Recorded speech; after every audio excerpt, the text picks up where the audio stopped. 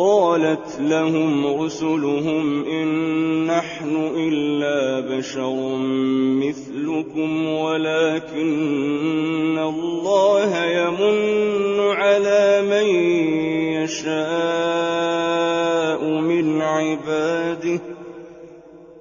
وما كان لنا أن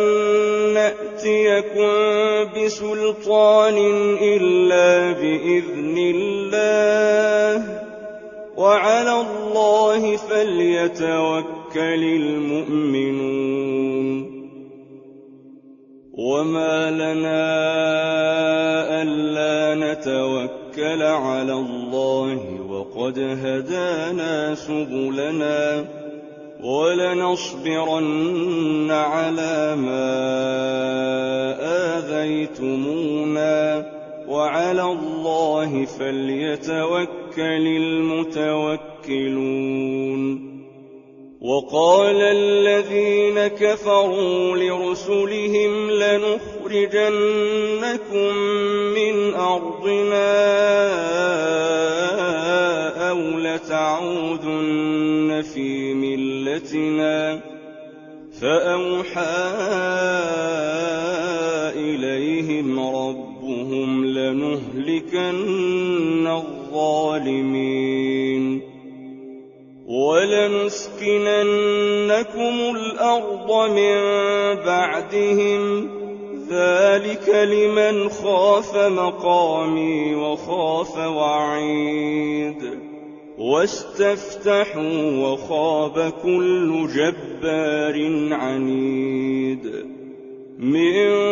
ورائه جهنم ويسقى من ماء صديد يتجرعه ولا يكاد يسيغه ويأتيه الموت من كل مكان وما هو بميت ومن ورائه